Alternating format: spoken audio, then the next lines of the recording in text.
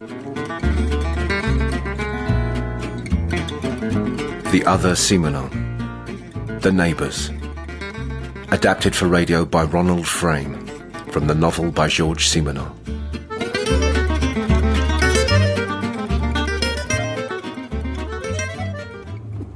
We're off. Clairvy, here we come. Watch the road, Emile, it's busy. We left Paris in the car for the new town on the outskirts, with the removal lorry behind us. Along the motorway. Life is beginning. You'll see. Weren't you happy before where we were? Yes, of course. But are you thinking we can't afford to move? We did our sums. I've made a success of the Bastille office. You wouldn't go anywhere else to make your travel arrangements except Barillon's. I know, you've done well. I have good reason to believe they'll put me in charge of the Champs-Élysées agency soon. Near the hotels, with all those businessmen needed to travel abroad. That's good. At last we were going to be somewhere brand new to live. Somewhere clean, in surroundings untarnished by other lives, impregnating the walls and the floors with their disappointments, their anxieties, their unhappinesses and their illnesses. You don't think we'll feel a bit lost? Possibly. At first. But it's what we wanted. Every advertisement for a new town, we read it and cut it out, remember? If Blanche sounded lukewarm, our son was the opposition party. Out of the mouths of young teenagers. What do you think I'll do in a building development? Apart from the fact that I'll have to change my school. It's up to your father to decide, Alain. Dad isn't a teenager any longer. He never goes out. Except once in a blue moon to take you to the cinema. Yeah, he hasn't even got any friends. I have. Well, once you're there, you'll be able to make new ones. Do you know what kind of people we'll find at Clairvy? It's not even the name of a district or a town. I expect it's a word invented by the publicity agents. You're right, Alain. What? But this is our future. The good will outweigh the bad. See? Blue sky ahead. Lying in our new bed while Blanche lightly snores. I can hear them. The voices from the flat next door. The wall is thin, or else at this spot, between the two bedrooms, there's some defect in the masonry, perhaps a broken brick. The first night it happened, I pressed my ear to the wall and listened for an hour. The man arrived in the middle of the night. The woman was waiting for him. What ensued? The talk, their behaviour together. I was no longer the same man after it. How to describe it? Lewd? Licentious? Debauched? Depraved? Surely no married couple would speak as those two speak. I was repelled. But I couldn't turn away. Beside me, Blanche slept on while I followed to those hellish places where that pair were taking me.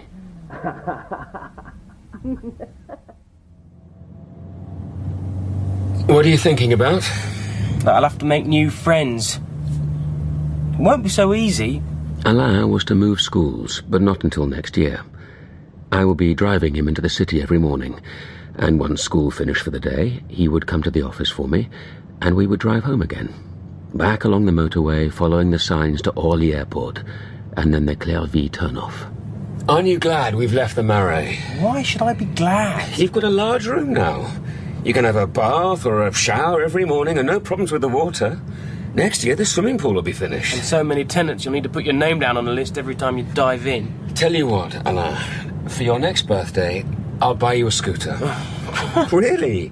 You won't have to go by train to school. What's Mum going to do all day? What did she do in Paris? Looking after the house? Shopping? Going to the market? Cooking? The routine was established. The man came in between 2 and 3 in the morning. Is that you, Jean? Who else did you think it was? Well, Voltaire might have got up. The boy's asleep. Did you go into his room?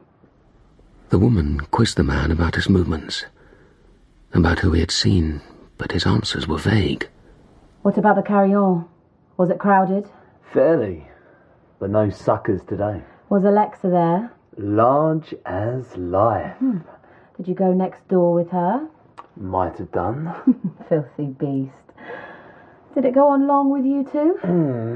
Long enough. Her usual unnatural practices? What about you? Oh, the bloke came about 3. He's not getting any younger. I was afraid Voltaire would get back before he'd left. Does he suspect? The lad? You never know with Voltaire. You don't seem in a hurry tonight. Give me time to recharge my batteries.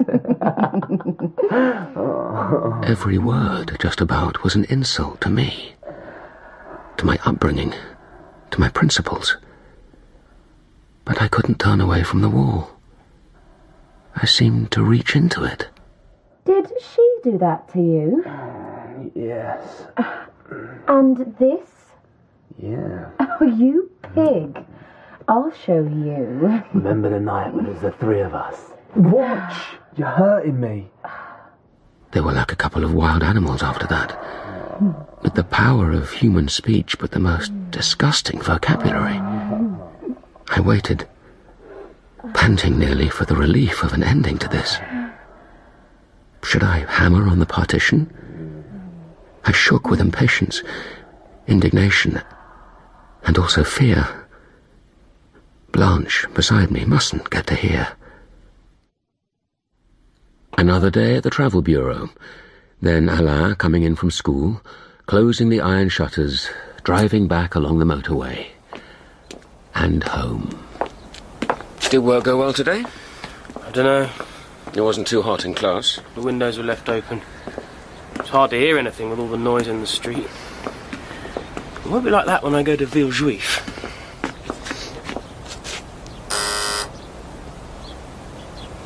Hello? Is Madame Jovi at home? Emile? Did you recognise my voice? Of course. Alain wants to know what's for dinner. Coquille Saint-Jacques. We're on our way up. I met the manager's wife today, Madame Lamarck.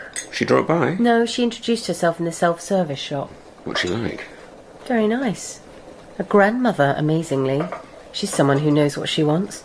What do you mean? She asked me if I was working. I said no. Did you come home for lunch? No again. My dear, she said, what are you going to do all day?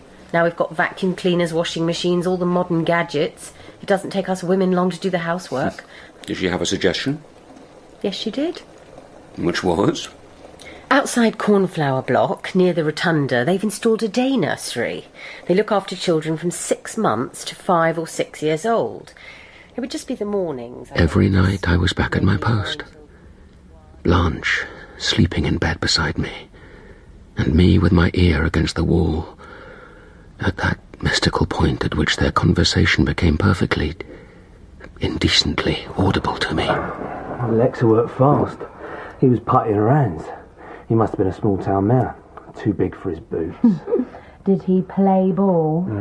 No, not straight off. Took a couple of bottles. Champagne. I was on one side of the bar. Leon was on the other. How much did you fleece him for? 15,000. And what did he get for his money? A Mercedes? Yeah, a beauty it was. Little Louis nicked it on the Boulevard Saint-Michel and got the number plates changed. Our hick of a mare couldn't believe his luck. Now, you gonna make room for me? Or aren't you? So, how do you want it tonight? Go on. Astonish me, woman.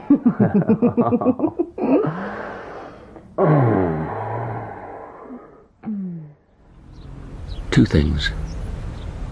A name had gone up beside the bell with her apartment number. Ferran. So the man who arrived in the red sports car was called Jean Ferran. And then I saw him. He appeared one warm Sunday morning on the balcony next to ours. A tall, blond man wearing shorts. His chest was bare, thick and muscled and tanned. His cigarette lighter looked like gold. Another time it was the woman who materialized out on the balcony. She was wearing a silk dressing gown and I could just see fine gold slippers, dark, shoulder-length hair, but she had her back to me. I couldn't make out her face. I thought I saw Voltaire down there. She was smoking. Her nails were long and red. Again, I was unsettled. Perhaps I was a little afraid of their unknown, probably dangerous world. But more than anything, I was fascinated. That red car isn't there. Isn't it? I'm not surprised. Why? Someone with a car like that doesn't get home early. Not like us. Do you know him? Who? That boy back there. Why? I thought you recognised each other. I've only heard him. What did you hear? He lives next to us, in the next flat. He's got a really great hi-fi. Must have cost at least 2,000 francs. He's got all the new English and American groups. Do you want to become friends? I'd like to hear his records. You hear them from your room. It's not the same thing. Have you seen his mother and father? No? You were complaining yesterday about having to find new friends. That's no reason to take up with just anyone, Dad. What was this man's profession? He returned late at night. He wasn't a barman, since he spoke of someone called Léon. There was an Alexa, also an Irène who did tricks. Was he in the motor trade? I looked up the phone directory. The Carillon d'Oreille was a nightclub on the Rue de Pontier. Why was I interested? What was I poking my nose into? Our neighbours were nothing to do with me. I drove along the Rue de Pontier one day. There it was. The Carillon d'Oreille. Striptease. I watched Blanche undress for bed with her usual modesty. My feelings were different. It wasn't her I desired so much as a woman, any woman, or one who would... Did you leave the window open on purpose? The air feels heavy. If there's a storm, I'll go and close it. Good night, Emile. Good night, Blanche. On one side of me, I had my wife, slipping into sleep with her thigh pressed against me. I had a son, our furniture, our home, the humble little human cell which I had laboriously, conscientiously built up. On the other side, through the wall, a woman I didn't know, a woman who would be joined again by a man in the middle of the night with that searing voice of hers to cut into my dreams. I was being torn in two directions. Guilty already, even though I had done nothing. Well, Jean, did you get lucky tonight? A little game with Irène. Does she still watch the ceiling? Oh, she couldn't. Why not? We were standing up in a telephone box. Do you want me? Don't know yet. Tonight I want some tenderness. You're joking. Your other women don't get it either, then? Hey, with the others, it's only a job.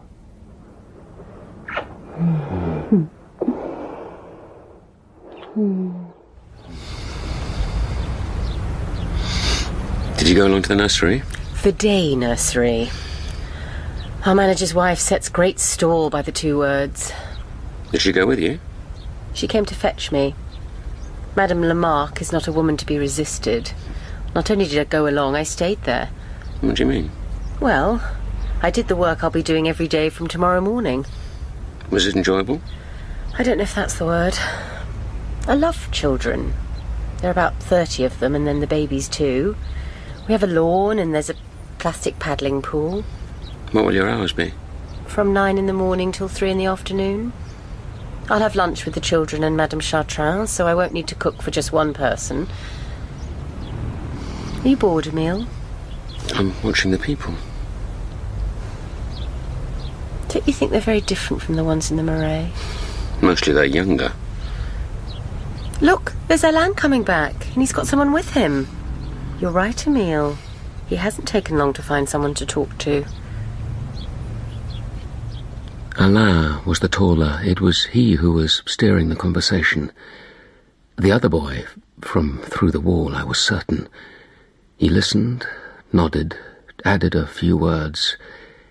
He had a pale complexion, and those were very red lips. More like a woman's. What are we eating?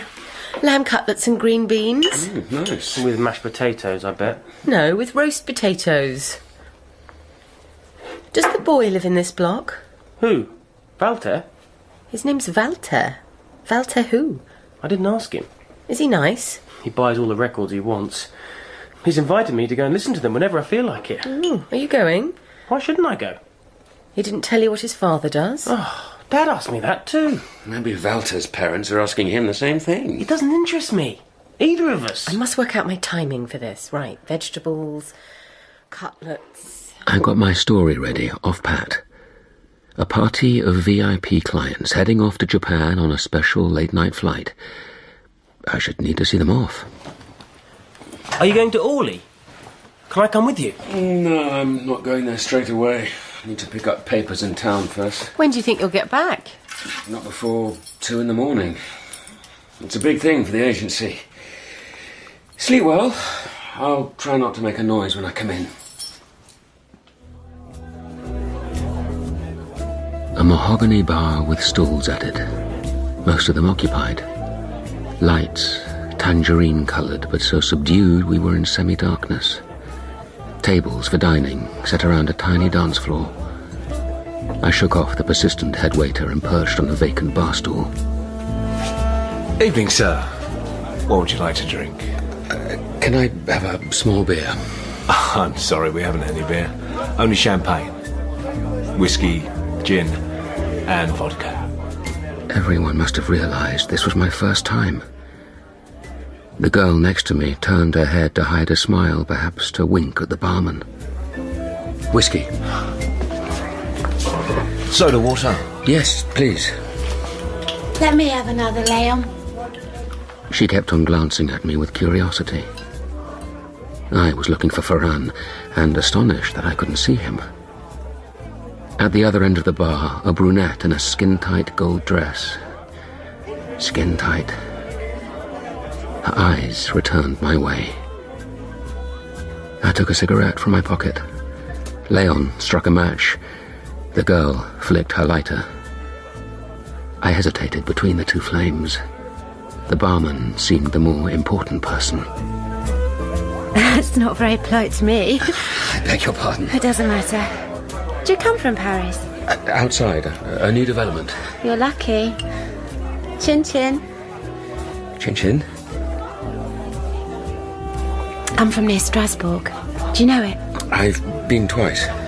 Suddenly, in the mirror behind the bar, I saw the face and broad shoulders of my neighbour through the wall at Clairvy. He was standing talking in an undertone to the head waiter, looking all round the room in the bar, observing each customer, acting the role of proprietor. The woman in the gold dress attracted him to her. He had a word for the girl next to me, too, as he passed. Evening, Irene. Irene, I remembered, who did tricks. Evening, Jean. When he'd gone, the customers stopped dancing, and we had the girls start doing their turns. That's Mabel. It's a real 1900s costume, that. She used to do the can-can at the Tabarin before they pulled it down. Built a garage on top of it. She's the only real dancer here, but her breasts aren't good enough and they make her go on first. I'm going to get ready now. Are you? I'm on after her. Right. But I'll see you soon. Have a good time, dear.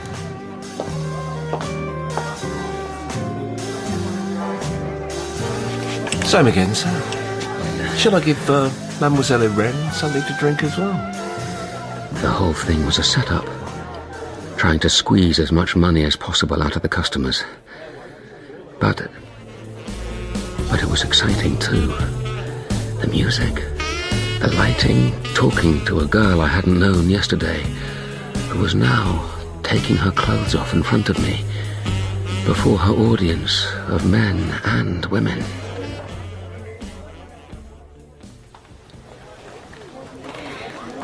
It was nice of you to get me a drink. Don't mention it. Glad you liked my little act. Yes. Yes, I did. Wait till you see this, though. See what? Alexa. She's the sophisticated one. What does she do? Goes the whole hog. Well, she pretends to. Only it seems so real. Irene was right. I couldn't take my eyes off Alexa. It was both explicit and somehow artistically done.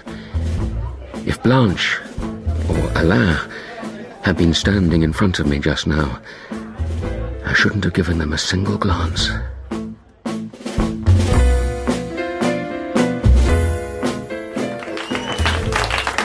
She's beautiful, don't you think? Yes. Right, so much for Alexa. Come with me, sir. Come on. I had no time to reflect.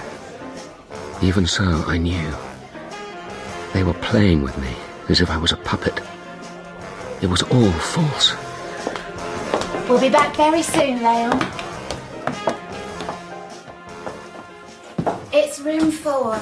Well, studio 4. Open the door, will you? I'm dying of thirst. Whiskey always leaves a nasty taste in my mouth. Can you get into the bottle? No. Admit it. You'd rather have come with Alexa. No. It's the same with all the men. I'm only the appetizer. I'll try and not to disappoint you too much. Aren't you drinking? Don't I please you? Yes. You do. It's hot in here. Don't you mind? Who was the tall, fair man at the bar with Alexa just now? I don't know. One of her friends, I suppose. Does he come here often? Now and then. She was lying. I was annoyed.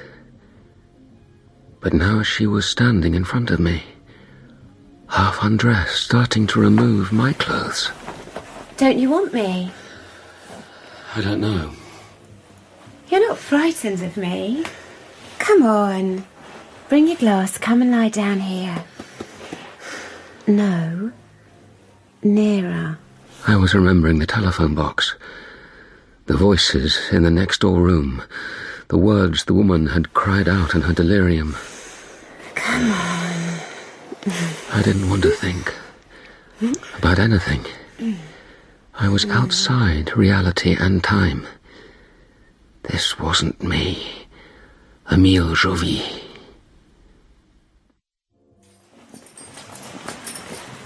What do you manage? Why do you think I manage something? You're not just an employee, surely. I am the manager of a travel agency. See? In fact, I sell holidays. Really? That's me ready. I best be getting back. I'll be on again soon. Nice studio, this. Yes? Who should I pay for the champagne? Leave what you like on the table. What about you? It's all in. I rummaged in my wallet. I had no idea. I took out 2 notes of 100 francs each, added one, then another. Will you give me another bottle at the carry-on? What? 1:10. What did I say to Blanche? I'd be back by 2, seeing off the non-existent important customers to Japan on their fictional night flight. But Blanche was far away, in another world, the unreal world of our flat in Clairvy. A bottle of Mum, Leon. Back in the club, I was starting to feel afraid. I was being looked at differently. Now, I was a customer. Leon had evicted a couple from their stools so that we could sit down, Irene and me. Wasn't Alexa signalling to Leon? Wasn't Leon in turn making a sign to Ferran, who was now coming up? What did Ferran just say to Irene as he pinched the back of her neck? All going well, my love? Why won't Alexa take her eyes off me? That's me off now for my routine. Chin chin. I was ready to go. I'd stayed too long. This strange place had started to take away my defences. How much do I owe you, barman? You're not leaving already. I could have sworn that Léon was looking for Ferran to give him a signal.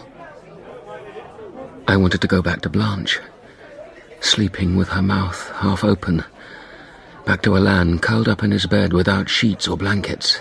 That was my world. I had created it. I was responsible for it. Both of them needed me as much as I needed them. It's a tradition to offer a bottle on the house to sympathetic new customers. Besides, Mademoiselle Irene would take it amiss if you didn't wait for her to come back. She'll be here in a moment.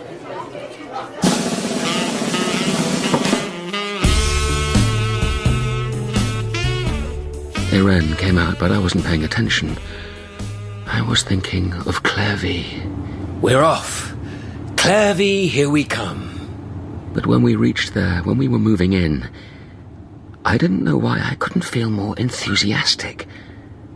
I couldn't convince myself that this flat would belong to us once I had finished paying off the installments. How many years will we live there? Alain will grow up and leave us. I've just realised there's no church in Clairvy. Does that matter? Emile. If Blanche married a sinner, at least she did so in church. Alain was baptized too. And deliver us from evil. Why think about these things now? Here, of all places, about evil, about good. In front of me, Irene removes her briefs and turns round to face the spectators. Half an hour ago, I was buried in that flesh. Viciously. Like Ferran through the wall. Where did that sudden desire to destroy her come from? Was it imitation? Or was it an instinct inside me I didn't know I had?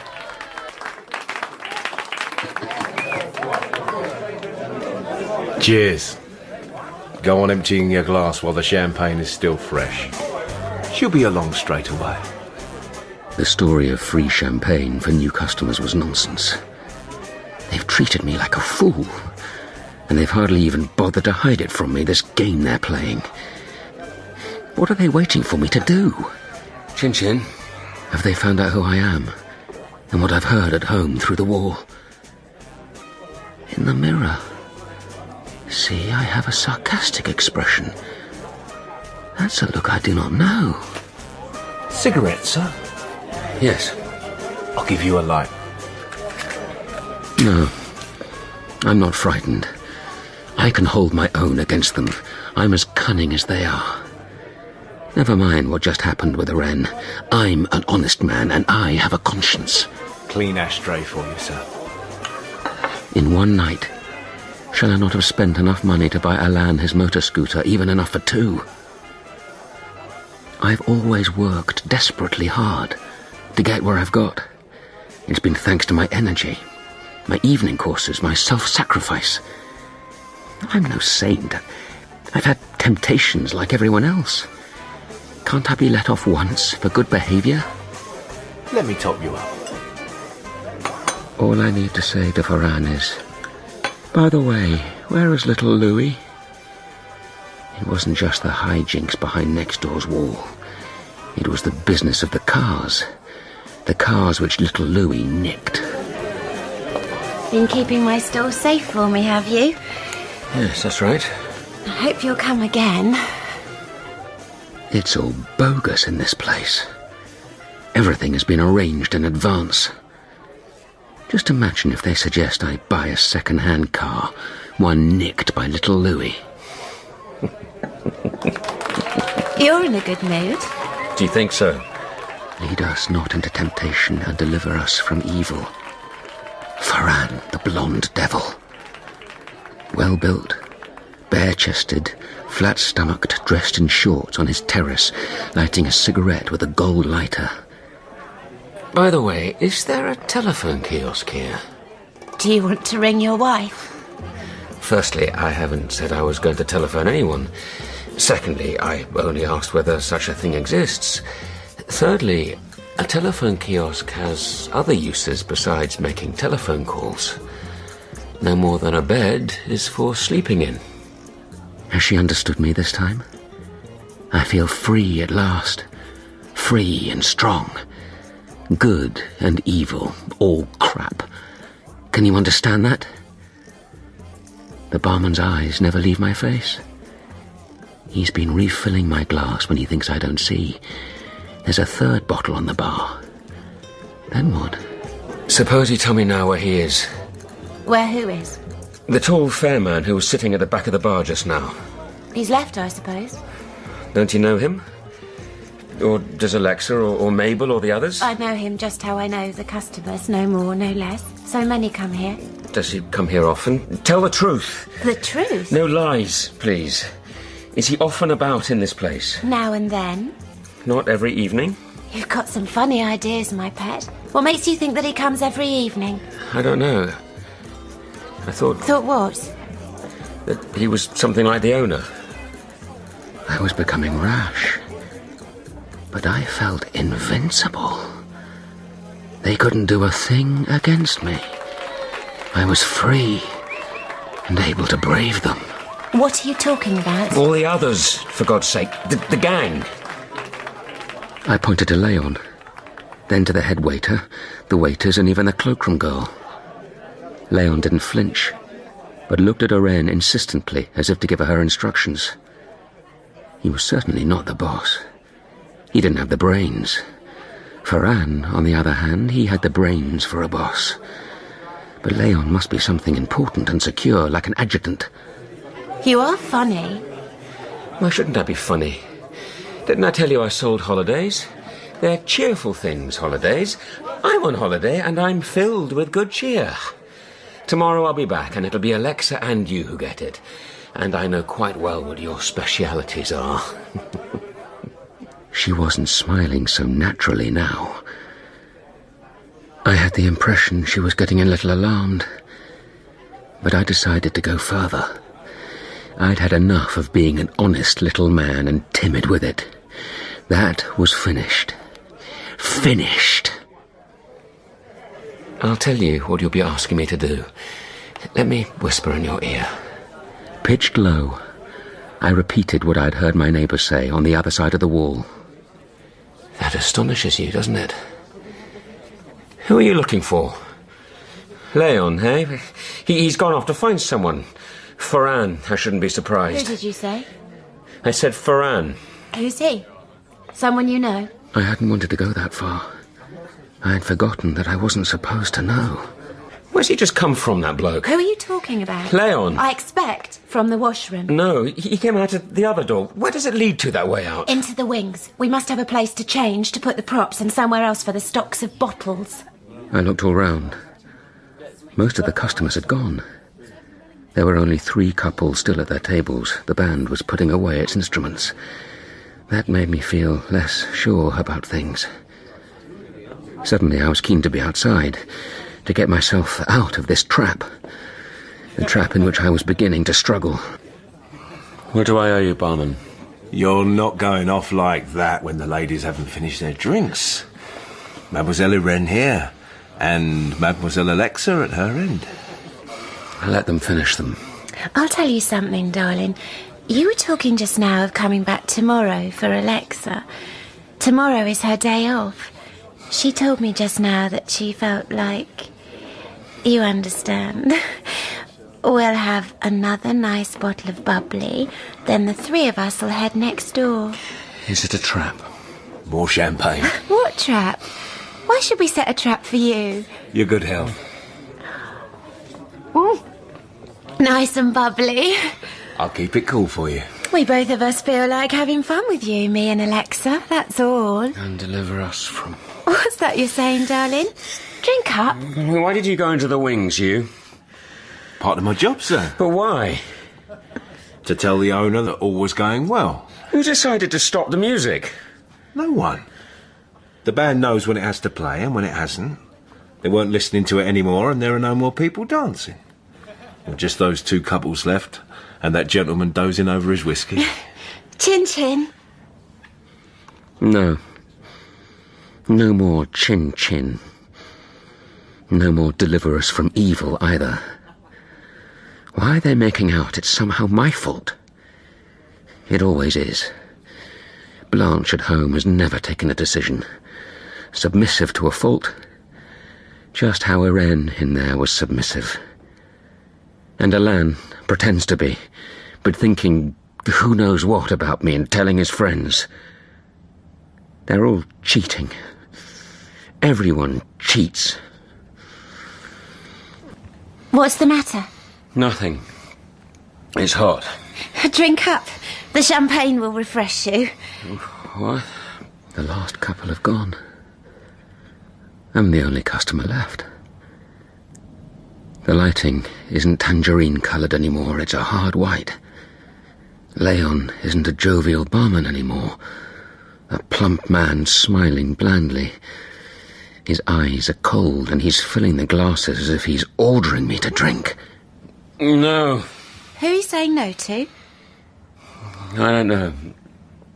I was thinking... What of? Of my wife. I know now when it started. The move. It wasn't a real move at all. What it was a betrayal. How that wallpaper in the old flat used to irritate me, like the good people of our old street in the Maigret. Who was it said, "Through pride thou shalt perish"? I betrayed those friends and neighbours, and my father, the honest schoolteacher, and I betrayed Blanche, and Alain, who has only made one pal and will need to go to a new school. The bill. Pay tomorrow or another day. What does that mean? Haven't I the right to pay? Isn't my money as good as anyone else's? Come on, darling. No, one moment. Not before. 3, 4, 500 francs. There, if it's not enough, say so. Thank you, sir. Why didn't he want me to pay? To give you a present. A present? Because he likes you, of course. Don't worry about that anymore. Come on. We'll go and collect Alexa and have ourselves some more fun. Have ourselves some more fun. I'm ready. I'm ready for anything. I've become incredibly clear-sighted. It seemed to me that I've discovered the secret of mankind and the universe. There we are. Stand straight. They're supporting me. Irene and the barman. Take care of the steps. Just a second ago, they were either side of me. Now, somehow or other, I'm standing by myself in the middle of the street. Further down the street, there's another nightclub. Hard to make out what it's called. A doorman who's chatting to a policeman. Apart from them and me, the street is empty. Was it because of the policeman that those two let me go? Are they back inside the carry-on? Or have they fled the scene? What will happen, will happen. I'm not afraid. I've always stuck to my responsibilities like a man. No one can pretend I'm not a man. The hard bit is keeping my balance without them here. I keep knocking my shoulder against the wall. Because of the policeman over there, I must walk straight. The policeman made them afraid, but not me. I have nothing to reproach myself for. Should I say something as I pass? I have the chance to put them all in the soup. They will be arrested, taken off to prison. But I've walked past the two men without saying a word, and they paid no attention to me. Shouldn't they have stopped me? Couldn't they see something's wrong? Not drunk. Emile Jovis has never been drunk in his life. Champagne? It was just sparkling wine. That policeman, only fit for traffic duty. Where am I? The Rue de Pontier. This is the wrong direction. If I turn left, this is just a kind of downhill slit. No lights except the lamp standards. Is it possible? They poisoned me. My forehead's dripping sweat. Ferran's lot would put up a defence. I know too much about them, though, and I told them so. No, I'm not an informer. I never was a snitch. If they leave me alone, I won't get mixed up in what they're doing. What's one stolen car, more or less? Only they don't know I'm thinking this. That barman, how he was watching me, eyes like a serpent's, before he went off into the wings, Ferran's hidey hole. But they'd let me leave. I'm floating down the street, never falling by some miracle, remembering everything. Good and evil, what a load of crap. Back to Clervy, that phony name, no man's land.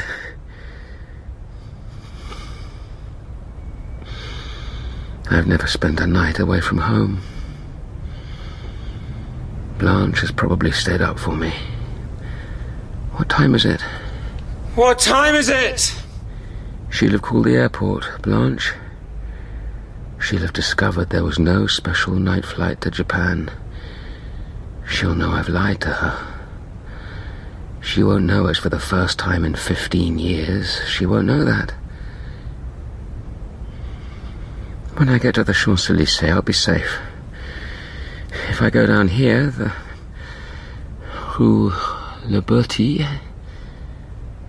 no cars. Wait a moment. I didn't see it when I left the club. Ferran's red sporty number. Has he gone back home to the flat?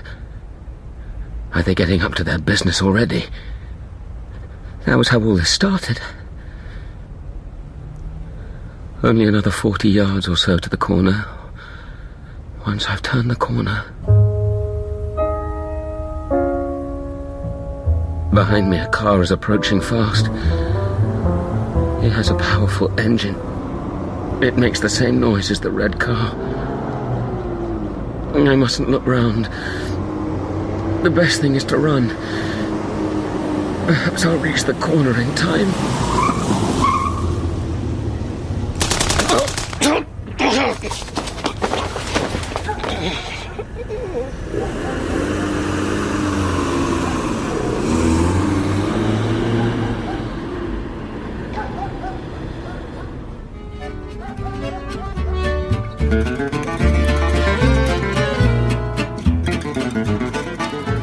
In The Other Simenon, The Neighbours, adapted for radio by Ronald Frame from the novel by Georges Simenon. Emile was played by Jamie Glover. Blanche, Robin Weaver. Alain, Sam Alexander. Irene, Alison Pettit. Leon, Ben Crow. And the Neighbours were Joe Sims and Alex Rivers. The Neighbours was a BBC Scotland production, directed by David Ian Neville.